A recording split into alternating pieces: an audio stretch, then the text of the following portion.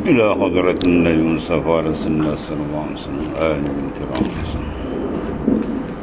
شغل الفاتحة. أعوذ بالله من الشيطان الرجيم. بسم الله الرحمن الرحيم.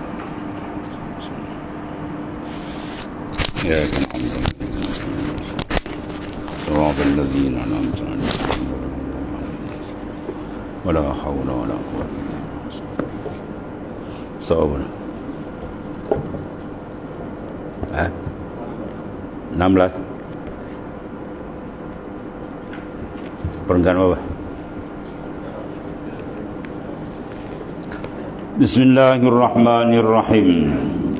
Qala mu'alif sallallahu sirrah iza tabal abdu farihat bihi daruh minal jannah wa tafrahu bihi sama wal ard والرسول صلى الله عليه وسلم فالحق سبحانه وتعالى لم يرضى منك أن تكون محبا بل محبوبا وأين المحبوب من المحب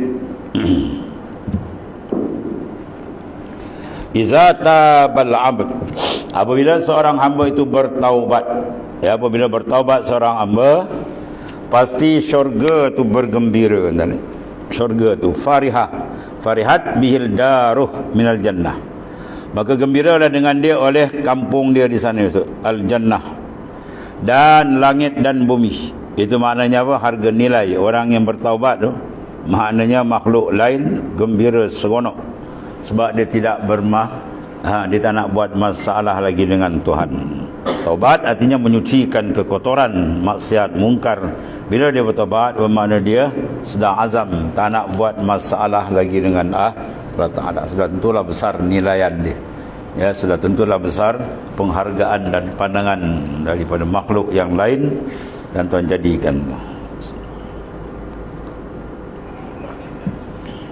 gembira dengannya. Dan lebih dari itu, Rasulullah SAW juga turut bergembira dengannya. Bayangkan ni, bila kita tobat dia, kita kena sedar, rasakan betapa baginda SAW seronok. Jadi kaedah kita apa?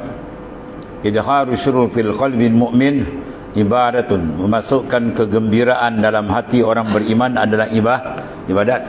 Ini bukan hati orang beriman, Rasul sendiri. Kita bertaubat itu makna dengan sendirinya apa? Kita menggembirakan baginda sallallahu alaihi wasallam. Makna pahala dia amat besar, ganjaran dia amat besar, pandangan dia amat besar. Maka al-haq subhanahu wa ta'ala, fal-haq subhanahu wa ta'ala inna ta'ala lam yardha minka an takuna muhibban bal mahbubah. Maka Allah subhanahu wa ta'ala tidak reda engkau sekadar menjadi muhib. Apa makna muhib? Pencinta saja. Bahkan atau nak jadi dia mahbub. Mahbub mana? Orang yang dicintai, yang diingini. Ya, mana kalau kita orang yang majzub, ya, orang yang ditarik. Engkau menjadi mahbub, hamba yang dicintai. Di mana kedudukan mahbub berbanding dengan muhib? Ya, wa ainal mahbub minal muhib. Maksud dia mana? Jauh beza dia, maksud jauh jarak antara orang yang mengasihi dengan orang yang dikasihi. Kita minta supaya kita jadi orang yang dikasihi. Allahumma ja'alna minal muradin. Jadikan kami orang yang dikendaki, mana dikasihi dan orang yang ditarik oleh Allah Subhanahu wa taala. Jadi dalam sini menunjukkan betapa besarnya peringkat awal kita membuat penyucian, adalah at-taubah. Ya, sebab la ibadat liman lam jatuh, tidak ada ibadat, tidak ada iktiraf ibadat kalau seorang tak bertaubat.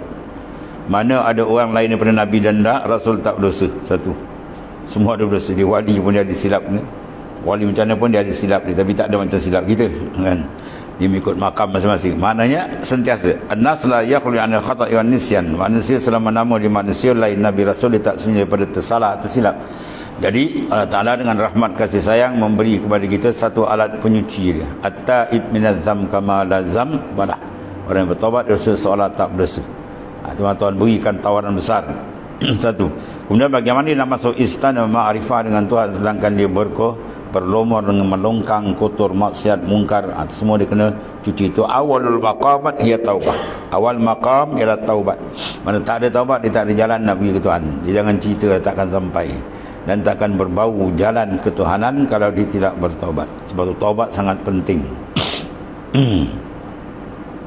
Lepas tu Hujatul Islam Al-Imam Ghazali radhiyallahu an dalam Tasniful Akhir, karangan akhir di Minhajul Abidin, tengok mula-mula sekali dia buat 7 akabah. Akabah pertama apa? Al-ilm. Ya, kalau tak macam pun nak berjalan ke Tuhan, dia tak nak belajar, dia zikir, dia tak nak belajar, dia buat ibadat tak belajar, tak ada jalan dia. Itu bukan ahli ibadat. Ya, minhaj mana kurikulum, Minhajul Abidin, kurikulum orang jadi abid, mesti dia apa? Ilmu kena. Itu pertama sekali. Kemudian lepas ilmu dibuat akabatul as-saniyah wahyah akabatul taubah. Akabah yang kedua ialah akabah taubat. Setelah berilmu sila cuci kedudukan kita dengan Allah Ta'ala, baru dia boleh berjalan. Itu maksudnya. Habis. Kemudian ufin li abdin ya'lamu ihsanal muhsin fayajtari'u 'alal ma'siyah Allah. Walakin ma arafa ihsanah man asara isyanah wa ma arafa qadrahu man lam yuraqibhu wa ma rabiha man istaghala bi ghairih. Uffin, mana kecelakaan besar ini. Allah. Siapa dia? Seorang hamba yang mengetahui tentang kebaikan, mana al-muhsin, itulah Allah Subhanahu wa taala, segala-gala dari dia. Ya, segala kurniaan dia, mana ada benda yang kita ambil, kita makan, kita guna lain daripada Allah Ta'ala, tak ada. Bahkan dia ahad, tunggal dalam memberi, ya, dan dalam mengurus segala-galanya milik dia. Jadi dia kata celaka besar seorang hamba yang dia tahu tentang kebaikan, ihsan Allah Ta'ala, ya, muhsin, kemudian sentiasa memberi kebaikan kepada dia, namun terus menerus dia melakukan maksiat. Ya, terus menerus dia melakukan maksiat kepada Allah Subhanahu wa taala, zahirnya, batinnya, kecil atau besar. Ini manusia paling celaka dalam dunia ini, ya. Jadi paling celaka dalam dunia apa? Orang kafir. Orang kafir itu paling celaka manusia. Dia bukan buat maksiat, kafir dengan Tuhan. Badi syarrat dawab, binatang paling jahat merangkak atas dunia. Akan tetapi sebenarnya orang-orang yang bergelumang dengan maksiatnya tiada mengenali ihsannya.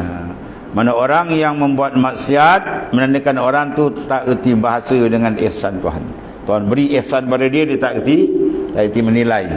Sepatutnya dia malu dengan Allah Ta'ala, dengan kurniaan yang telah diberikan begitu banyak, sehingga nikmat tidak boleh dikira, kan? Wa in ta'uddu nikmatallahi la tuhsuha. Dan orang-orang yang tidak pernah muraqabah, qalbi dia tidak muraqabah, tidak mengintai-ngintai, ya, sebab itu penting kepada kita. Raqib annallaha yarab. Raqib maknanya kamu muraqabah, annallaha, bahwasanya Allah Ta'ala yarak, sentiasa memerhati. Tidak ada satu saat pun terputus, walau satu detik pun, melainkan kita dalam ta'lu inkisyafis sam'i wal basar wal ilmi was sama', ya, termasuk kita dalam kenyataan, nyata terang dalam pemandangan Tuhan, nyata terang dalam pendengaran sifat sama Tuhan, ya, dan nyata terang dalam ilmu Allah Ta'ala, tidak terlepas. Maka kalau tak sedar, tak perasan juga, tak tahulah. Itu maksudnya. Sebab kita nak didik supaya kita ada apa?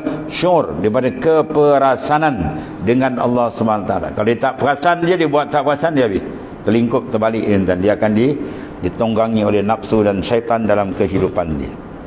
Lepas kita muraqabah, ya, pada Naqsyaband dia banyak jenis muraqabah mutlak, muraqabah ma'iyah, ahadiyah, muraqabah aqrabiyah, ya, dan macam-macam jenis muraqabah lagi. Semua diambil daripada ayat-ayat Quran, ya. Kepadanya tidak mengenali keagungannya, dia tak kenal siapa Tuhan yang sebenarnya, ya, kebesaran, keagungan Tuhan tidak dirasakan. Itu manusia paling celaka.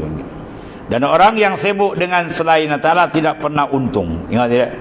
Wa ma rabiha man istaghala bi ghairihi. Wa ma rabih, tidak akan dapat keuntungan, tak akan berjaya siapa yang menumpukan perhatian dalam hidup dia selain Allah Ta'ala.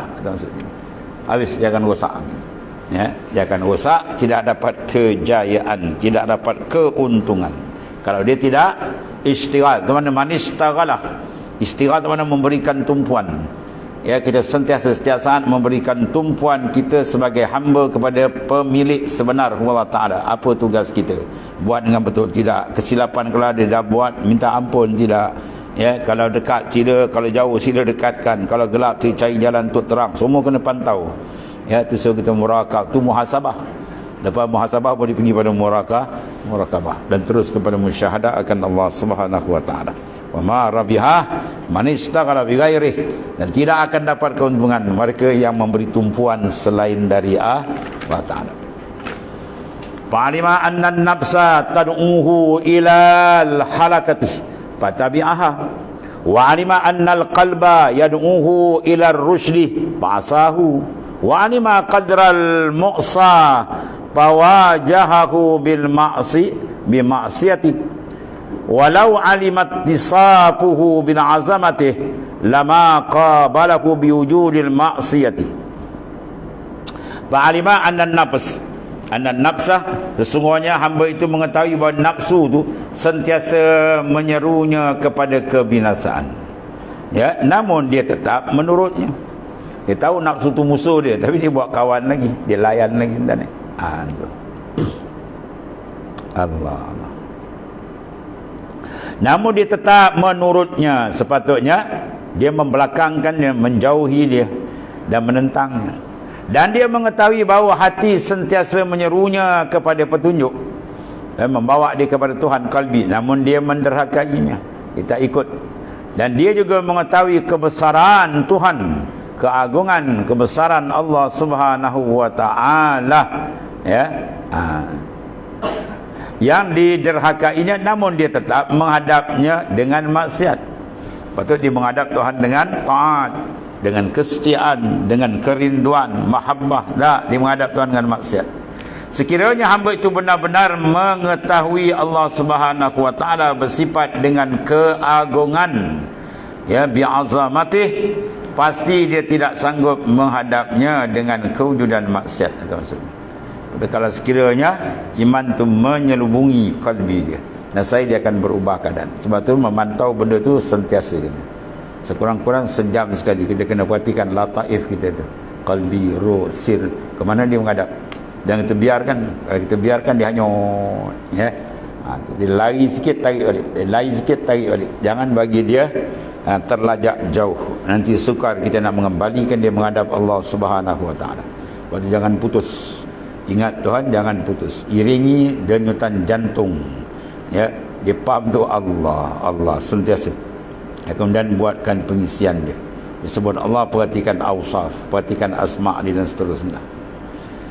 Wa alima qurban maulahu wa annahu yarah fasara alima anhu nahahu. Syekh Ibn Athaillah dibantai cukup-cukup, melepuk-lepuk kena kepala dia ni. Wa alima asara zam al-murattaba alaihi dunya wa ukhra wa ghaiban wa syahadatan famastahya min rabbih walau alima annahu fi qabdatih lama qabalahu bi mukhalafatih. Wa alima qurban maulahu, dan dia mengetahui betapa dekatnya Tuhannya, ya, Ta'ala ni aqrabu min hablil warid, lebih dekat daripada urat meri. Tapi kurban maknawiyan, bukan kurban hisian. Kalau kurban hisian, kufur je banyak dekat itu, hampir pada makna, bukan hampir pada zahir. Kalau hampir zahir itu depan kita, kiri kanan dah bertempat, ada super makhluk, syirik pula. Hampir pada makna, mana kita tetap terikat dengan dia, dengan kudrahnya, iradatnya, ilmunya, ya, samaknya, basat. Itu maknanya kita menghampirkan diri, memandang dengan ilmu dia, hampir. Jadi dia sedar bahawa tidak ada satu perbuatan, tidak ada satu benda yang dibuat, semua dalam ilmu Tuhan, ya. Tidak ada ucapan yang dilakukan melainkan semua dalam pendengaran Tuhan. Tidak apa dia bertindak melainkan semua dipandang oleh Allah Ta'ala. Dia mengetahui betapa dekat. Dia tahu, tapi tak rasa masalah dia. Dia Subhanahu Wa Ta'ala sentiasa melihat, namun dia tetap bersegera melakukan perkara yang ditegah. Tapi perkara maksiat juga dilakukan, menandakan apa? Dia tahu tapi dia tak perasan. Perasaan dia lain, perasaan dia pergi pada kalbi, syu'ur. Dia perasaan terasa. Tu. Sebab dia nak rasa. Sekarang dia tak terasa Tuhan tu melihat dia. Sebab dia rasa orang melihat dia. Oleh kerana tu kalau tanya, dia mengaku Tuhan melihat, tapi tak dapat rasa. Sebab rasa dengan makhluk tu telah menebal dalam kalbi dia, maka payah dia nak menghadap kepada Allah Ta'ala. Sebab tu dia kena riyadhah mujahadah, banyakkan zikrullah supaya dia terang-terang balik, dan banyakkan taubat, istighfar. Dan juga dia mengetahui kesan dosa, akibat dosa itu dapat murka Tuhan, ya, hati jadi hitam, jadi gelap, dia makin jauh dengan Allah Ta'ala, dia laknat oleh Allah Ta'ala, besok di akhirat dia benam dalam neraka Jahannam. Dia tahu tu, ya, kesan dosa tu, ya, sangat besar, bakal, ya, dan dikenakan ke atasnya di dunia maupun di akhirat, secara gaib maupun nyata. Dibuatlah terang ke nyata sunyi semua dalam ilmu Tuhan, dia akan bertanggungjawab. Namun dia tetap tidak malu dengan Tuhan, ya, namun tetap dia tidak malu. Sebab apa? Sebab kalbi dia sudah rosak. Kalbi sepatut dia ada rasa dia, tapi sekarang dah tak ada rasa, ya, dia tak ada rasa sebab tak ada malu dengan Tuhan. Sebab apa? Sebab sudah dirosakkan oleh perosak daripada maksiat, kemungkaran dan sebagainya. Itu kesan, itu resiko tu, ya, sampai akhirnya jadi buta wal ayazabillah, jadi lasa, jadi lumpuh, ya. Tu kesan dia senang, ya, nak tahu iza lam taqwa ala qiyamil lail wa siyamil nahar fa'lam annaka maqbulun qad qabbalatka hatiatu. Bila kamu tak mampu nak bangun malam, ya, nak buat ibadat sunat, nak puasa sunat payah, nak buat ibadat tu, ibadat ni payah berat, tahu. Fa'lam annaka maqbul, kamu ditambat oleh maksiat. Tu je keadaan dia, ya, kita nak buat ibadat rasa berat, tu tanda maksiat kita terlampau banyak. Lebih teruk lagi dia perasan aku ni ada dosa, tu lagi berat, ya, lagi besar binasa dia maknanya. Jadi segera ditaubat. Bila dia bertaubat tu maknanya dia akan ringan. Inna sikala zunub yamna ila masyira ta'atillah, sungguhnya berat dosa tu menghalang kamu berjalan kepada Tuhan. Jadi bila ada dosa cepat kerat tambatan maksiat dalam kalbi kita, kerat dengan taubat, istighfar sungguh-sungguh dengan Allah Ta'ala, baru insyaAllah dia akan rasa keringanan, ya. Sekiranya dia mengetahui bahawasanya dia berada dalam genggaman Allah, pasti dia tidak menghadapnya dengan perkara yang menyalahinya. Maka di bawah ni dia kata sekiranya dia mengetahui sini dengan makna syuhud, musyahadah, dan dia syuur, ada keperasanan. Tahu yang atas tadi, tahu cara ilmiah. Itu biasa dia mengenal dengan ilmu, mengenal dengan zauq dia lain dan, ya. Sebab tu mengenal dengan rasa tu penting. Sebab tu kita kena buang rasa dengan makhluk. Dengan banyak top up dia dengan nur zikir. Banyakkan zikrullah sehingga zikir tu mengambil tempat dalam kalbi dia, sehingga dia sudah selesa dengan zikrullah. Sebab celaka besar manusia kalau dia tak selesa dengan zikir. Bila zikir rasa panas, berat, itu paling celaka manusia ni. Manusia paling celaka manusia yang tidak dapat mengambil kelazatan, kenikmatan dengan zikrullah. Ya, pada benda itu disuruh bi falyafrahu wa bi zikri falyatanaamun. Dengan aku naklah kamu seronok, ya, dengan aku naklah kamu gembira. Wa bi zikri falyatanaamun, dan kamu rasa nikmat sungguh dengan zikrullah. Mana kalau menyebut nama Tuhan tak ada nikmat, tu paling celaka manusia. Orang panggil kau mati lagi baik, ya. Sebab zikir merupakan alaqatul qalbi billah, tambatan hati dengan Tuhan. Dan kalau hati tak ditambah dengan Tuhan, dia tambat dengan apa kan? Dia banyak terjun maksiat, kemungkaran. Punca kesan zikir dia tadi tak betul buat, atau dia teruk tak berzikir, tu lagi teruk. Habis kullan wa'lam annal ma'siyata tatadammanu naqdal ahad. Allah. Ni semua berat-berat Ibn Atak bagi ni. Piau dia bagi. Wa tahlil al-aqd al-wudd wal isar 'ala al-maula wa ta'a li hawa wal khal'a jilbabil haya'il wal mubadarati lillahi bima la yarda ma'a ma fi zalika min al-athari zahirah min zuhuril kadurat fil a'dha wal jumudi fil ain wal kasal fil khidmah wa tarkil hifz li hurmati wa zuhuril kasbi syahawati wa zahabil bahjati ta'ah. Dia berlapi munatak singkap paling tadi. Wa'lam, dia kata sedar dan ketahuilah, sesungguhnya maksiat itu mengandungi pembatalan perjanjian. Baik, ya, membatalkan tadammun naqdil ahad. Maknanya seorang tu seolah-olah perjanjian dengan Tuhan sebagai hamba dibatalkan. Jahat betul, ya. Lebih teruk daripada Yahudi memang teruk kan. Dia batal habis segala perjanjian dengan Tuhan, dia tak pakai. Maka kalau kita begitu juga, kita kena ingat kita dah berjanji dengan Allah Ta'ala dulu. Alastu bi rabbikum qalu bala. Semua dah mengaku ya nak mentaati Tuhan, ya mengenali Tuhan, dengan makna nak memberikan kesetiaan. Tiba-tiba buat maksiat, menandakan dia memutuskan perjanjian besar ni. Tidak ada paling kecelakaan besar bila manusia bertindak sedemikian. Satu, dan merungkai ikatan kesetiaan. seolah-olah tahlil aqlil wuddi wal isar. Dia mengungkai kesetiaan dengan Tuhan tu dia batal. Dia mengambil kesetiaan dengan nafsu, dengan syaitan, dengan dunia. Itu bahaya ni. Itu makna sifat maksiat orang teruk. Dua. Kemudian mengutamakan kehendak nafsu ke atas Tuhan. Dia nak sampai ke Tuhan, nafsu ikutnya.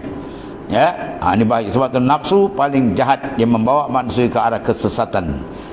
Tapi ada di kalangan manusia yang menyembah nafsu. Quran sebut tu, apara'aita man ittakhaza ilahahu hawahu. Kamu tidak lihatkan wahai Muhammad sallallahu alaihi wasallam orang yang mengambil nafsunya sebagai Tuhan. Mana apa saja kata nafsu, bisikan nafsu dalam kalbi dia dijunjung tinggi. Walaupun benda itu terang-terang mukhalif syar'i, menyalahi dengan syariat, dia langgar juga. Betul, kalau dibodohkan nafsu tak jadi apa benda kan, ya. Kalau dipakai macam pakaian orang saleh, bila nafsu kuda ke dia habis. Ya, walaupun dipakai macam pakaian orang saleh, tapi bila nafsu dah kontrol dalam dia habis kan. Ya. Macam negara jugalah kan. Nama luar madani lah, dalam yang kontrol kafir lah nak. Apa dibuat semua kafir je dalam. Habis semua dia tipu kan. Ya. Nafsu macam tu dia jahat. Dia kontrol dia. Nafsu yang paling kita bimbang, dia boleh masuk dalam ibadat kan. Dalam semayang dia semayang nafsu, dalam belajar dia belajar nafsu, dalam mengajar dia mengajar nafsu, semua dia masuk. Ya, ada kata tapis kalau dalam maksiat senang. Nafsu masuk dalam maksiat senang kita nak trace. Tapi dia masuk dalam ibadat, dia pusing kita punya dalam kalbi, ya habis terbalik. Allah, mana mengutamakan kehendak nafsu ke atas Tuhannya, kemudian mentaati hawa nafsu, membuang sifat malu dengan Ta'ala, bersegera bagi Allah SWT dengan perkara-perkara yang tidak diridai. Tentang maksiat melulu dibuat, serta terdapat padanya kesan-kesan zahir seperti nyata kekeruhan pada anggota. Ya, para aulia dia nampak tu muka siapa kan. Ya, wajah-wajah orang ni macam-macam, kadang sampai bentuk haiwan pun ada. Kepala ada bentuk lain, badan dia orang. Kemudian keras mata, apa maksud dia? Tidak mampu menangis kerana Allah Taala. Ya, manusia ni kalau keras air mata payah menitik, itu berat tuan-tuan. Dia kurang-kurang pun tititan air mata hati dia mesti ada. Kemudian malas untuk berkhidmat, beribadat, berat tuan-tuan. Kalau kerja dunia pun macam lipat kudung dia. Tidak menjaga kehormatan, yang maruah dia dengan Allah dia tak jaga. Timbul usaha-usaha ke arah syahwat, dalam kepala dia semua benda syahwat, benda nafsu, dan hilang cahaya ketaatan. Habis tu dia. Tu apa tuan-tuan? Semua tu apa benda besar tu? Kesan apa? Kesan apa tu? Maksiat. Yang khayal tu kesan maksiat tu. Resiko maksiat tadi tu. Ya, resiko maksiat kan dia kata tadi, ketahui sesungguhnya maksiat itu mengandungi tatadammanu naqdil ahad wa tahlil aqlil wid. Itu maknanya. Maksiat tu dia mengandungi dalam tu racun besar, memutuskan hubungan dengan Tuhan, membatalkan perjanjian dengan Tuhan. Itu. Ya, melucut pakaian haya. Ya, ada seterusnya sampai kepada ke bawah tu. Akhirnya jadi berat nak beribadat, ya, akhirnya hilang cahaya ketaatan. Itu punca maksiat. Itu bahayanya maksiat. Baru kenapa bila maksiat kita kena tengok resiko dia tu. Lepas tu walau taubat kita nampak 3 rukun, tapi Imam Ghazali bahas yang pertama apa? An-nadam. Nadam tu penyesalan. Maka Imam Ghazali bahas muqaddimatun nadmi. Muqaddimah nak pergi pada nadam sesal tu bukan senang. Dia kena bangkitkan ini. Pertama resiko, tengok resiko tu. Dapat laknat Tuhan, jauh dari Tuhan, akhir dihina macam-macam. Sampai dia rasa gerun, baru dia terbuka pintu nak taubat. Kalau tidak ditaubat bil lisan dunal qalb, dengan lisan. Sabullah mulut dia dalam tak terjun, tak jadi kan. Ya, Sayyidina Ali kata banyak orang taubat bil lisan tapi bukan dengan hati. Ya, yang dusta dalam taubat banyak, kata Sayyidina Ali. Sebab tu dia tak kesan, dia tak teliti betul-betul resiko daripada maksiat. Tu resiko maksiat tu membawa kepada cukup banyak, ya, maknanya bencana-bencana rohani kita dengan Allah SWT. Itu jangan berani ya nak buat maksiat. Ya, satu orang wali dia tanya, ya Sayyidi Syekh, adakah dengan saya azam nak kita buat maksiat ni, kemanisan taat tuan sentap, tuan terik? Syekh dia kata, bukan kau buat, kau cadang nak buat, tuan dah terik dah. Begitu hinanya, kotornya maksiat tadi, sehingga dia tak layak untuk duduk dalam hadrat Allah Subhanahu Wa Taala. Tarik, buang terus. Ya. Habis itu asar luar. Dan satu lagi, wa ammal asarul batinah bakal kasawati fil qalb wa mu'adadatil nafs wa dhikal sadr bisyahawat ya wa fuqdanil halawati ta'at wa turadiful aghyari almaniati min bururikil wa sawarikil anwari wastilai daulatil hawa ila ghairi zalik min taradufil irtiyab wa nisyanil ma'ab wa tulul hisab. Semua berat-berat ni. Allah Allah. Wa ammal asarul batinah pula. Dari kesan zahir, ada pun kesan-kesan resiko dosa maksiat tu yang batin tak. Maka ianya seperti apa? Keras hati. Ya betul. Tidak ada satu bala besar bila keras hati. Ya, qaswatul qulub, hati keras. Cakap apa pun tak masuk kan. Ya. Macam surah air daun keladi. Baca ayat tak masuk, macam hadis tahu dia buat kepala batu. Ya, tu bahaya tu. Hati kalau keras habis balasan dia apa? Neraka tu tempat bakau dia. Satu, nafsunya menjadi degil. Ya, puan nasihat dia buat tak je. Ya.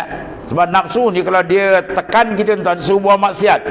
Ya, kalau lebay tak lebay ke dia tekan tu sampai tak bernyawa kerja-kerja. Dia nak je tuan. Ya, dia nak je. Kita zikir dia nak juga. Ya, kita baca Quran dia nak juga. Dia nak benda tu. Tu nafsu. Kalau dia nak kita baca Quran hilang, itu syaitan. Syaitan dengan nafsu dia menekan, tapi bila kita zikir, kita baca Quran dia hilang, itu syaitan punya bisikan. Kalau kita baca Quran, baca apa orang nasihat, dia buat kematu, itu nafsu kan. Jahat nafsu ni. Dia punya tekan dia tak ada angkat, dia tekan tuan. Akhir lebay pun terangkat lebay dia. Habis dan gondol, dia punya kepala menjadi gondol dan kalau dia kena apa tekanan nafsu, kalau dia tak ada bantuan daripada Tuhan, kalau dia tak serius dalam menghadap diri kepada Tuhannya, maka dia tertipu jawabnya. Ya, nafsu tu degil kan. Sempit dadanya. Ya. Mana sempit dada, mana dada dia tidak luas, dikis sadar, mana dada dia tidak terbuka dengan nur gelap, dan dengan syahwat, dia dibalut dengan syahwat jahat. Tu kesan dalam ya, kesan dosa tu tengok tu. Tu. Mana kalau kita kata ni racun, orang tak cerita kesan. Kata macam mana kesan? Hoi, kau minum ni memuntah darah, putus oleh perut kau gini-gini. Baru kita rasa takut. Buat pasal ni sikit tertitik kau minum kan, habis tak betul-betul kan. Baru kita takut.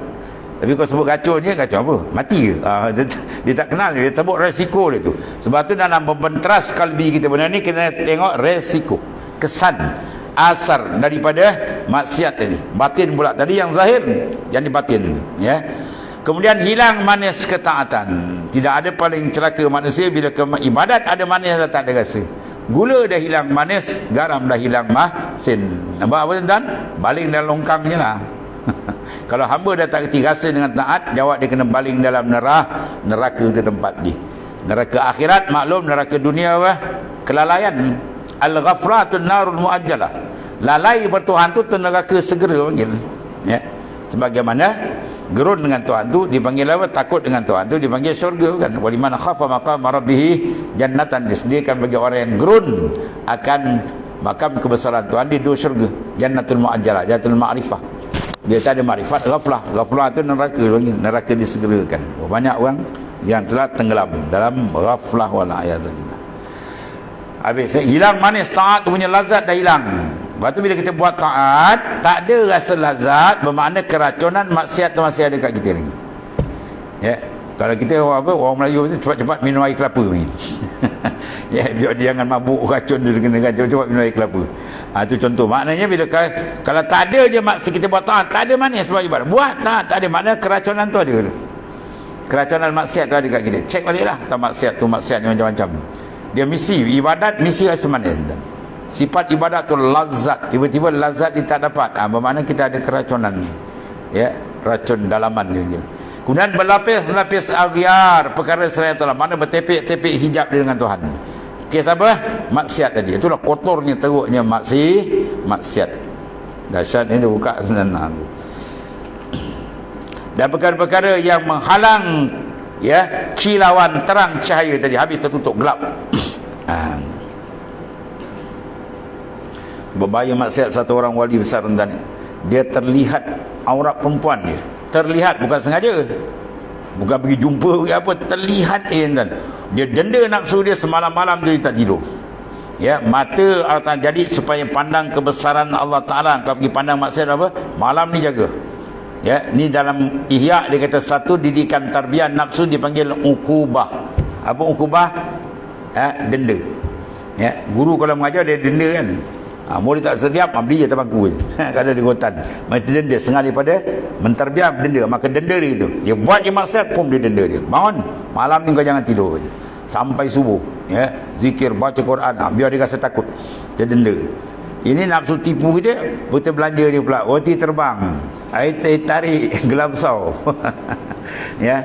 Malam tadi dia tak boleh ibadat, nafsu dah bodohkan dia, tahajud tak boleh, baca Quran suara yang paling digemari Allah Ta'ala dalam ketiga tengah malam dia tak boleh buat, dia tidur membongkang. Besok pagi dia pergi apa? Roti tampar, goyang punya. Ya, dia tarik gelam besar. Dia berdekat nafsu. Aku dah bodohkan dia. Malam tadi aku dah hakalkan dia, siang ni pula dia kena bodoh dengan aku, kata nafsu tuan ni. Berat tuan ni. Lepas tu dia pula rasa akulah paling lebay, akulah paling baik.